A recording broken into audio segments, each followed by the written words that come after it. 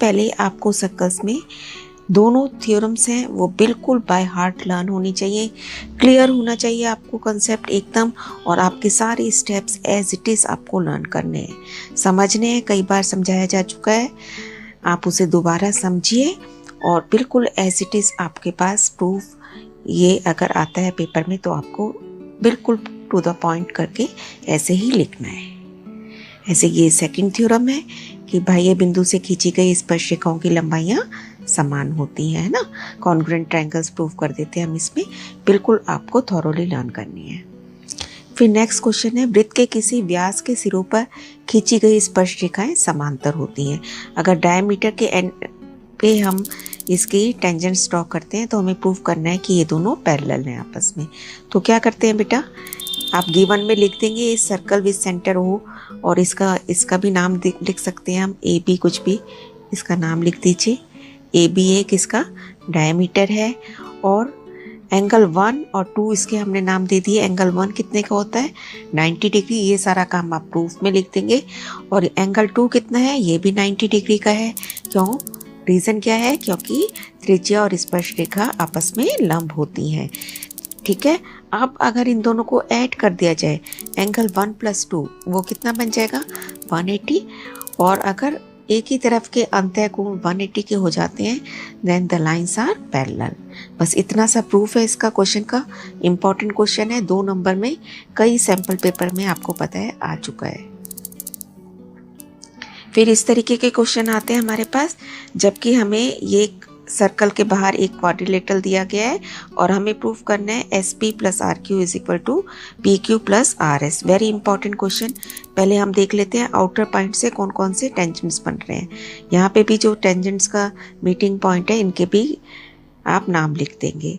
ठीक है, AP = PB, BQ = QC, क्योंकि Q से खींची गई टेंजेंट्स हैं ये। R से कौन कौन सी हैं, RD = RC। ये सारी डिटेल आप लिखने के बाद क्वेश्चन में जो एक साइड है उसे ही लेके चलेंगे। SP + RQ को सॉल्व किया, SP को हम क्या लिख सकते हैं, SA + AP, है ना। और ऐसे ही RQ को क्या लिख सकते हैं हम, RC + CQ। अब पेयर बना लीजिए। SA किसके इक्वल है, यहाँ से देखेंगे, SA = ST। तो ऐसे की जगह हमने क्या लिख दिया, ST। ऐसी AP की जगह हम क्या लिख देंगे, BP। RC को हम किससे रिप्लेस कर देंगे, RD से, और CQ को रिप्लेस कर देंगे आप BQ से। अब ST के साथ अगर DR को जोड़ दिया जाए, ST के साथ DR को जोड़ दे तो SR बन जाएगा, देख रहे हैं ना। और ऐसे BP + BQ that is PQ, और यही हमें प्रूफ करना था। Very important question. फिर नेक्स्ट है कि इस तरीके से आपको ट्रायंगल दिया गया है या एक क्वाड्रिलेटरल भी दिया गया होता है, और उसमें साइड्स की लेंथ पता है हमें, और जो मिसिंग पार्ट है या कुछ भी वो हमसे मांग रहा है वो हमें निकालना है। तो आप क्या करेंगे, देखिए बेटा, जैसे ये 15 है, मेंटल मैथ्स का क्वेश्चन है, ये 15 है, ये छोटा हिस्सा 7 है, तो ये कितना बचा, 8, है ना। अब ये 8 आ गया तो ये भी 8 है ना, क्योंकि दोनों तरफ की टेंजेंट्स इक्वल होंगे। ये 8 है तो ये 4 रह गया, क्योंकि सारा मिला के 12 था। ये 4 है तो ये भी 4 है। तो एक तो इसने CR पूछा था हमसे, वो 4 आ गया, और ये 7 है तो ये भी कितना हो गया, 7। तो अगर टोटल AC पूछता तो वो कितना हो जाता, 11 सेंटीमीटर। फिर नेक्स्ट ये क्वेश्चन है कि आप बताइए कि angle BOC + BAC is 180। Very important और वेरी इजी। हम कंस्ट्रक्शन में भी इसका यूज़ करते हैं। आपको पता है ये क्वाड्रिलेटरल बन जाता है इस तरीके से। 1 और 2 दोनों 90-90 के हैं, तो जो बाकी के 2 बचे वो भी 180 के होंगे मिलाकर, क्योंकि चारों मिला के एंगल का सम कितना है, 360 डिग्री। तो 2 अगर 180 के हैं तो बाकी के 2 भी 180 हैं। नेक्स्ट ये क्वेश्चन नंबर 9 है शायद, आई थिंक बुक का, तो भी बहुत इंपॉर्टेंट क्वेश्चन है बेटा। इस तरीके से आपको दिया गया है और हमें प्रूफ करना होता है इसमें angle AOB is 90 degree. Question आप बुक में से पढ़ सकते हैं। तो हम क्या करते हैं, ये कंस्ट्रक्शन करते हैं, OP को ज्वाइन करते हैं OQ को और OR को, ये सारे हम मिला देते हैं टेंजेंट्स के मीटिंग पॉइंट से। अब क्या होता है, यहाँ पे 2 ट्रायंगल आपको दिख रहे हैं, एक ये वाला OPA और एक OQA। ये दोनों ट्रायंगल्स को हम कॉन्ग्रुएंट या सर्वांगसम प्रूव कर देते हैं, जिसमें एक लाइन कॉमन है, ये त्रिज्या है और साथ ही एंगल 5 और एंगल 6 दोनों बराबर है 90 डिग्री का।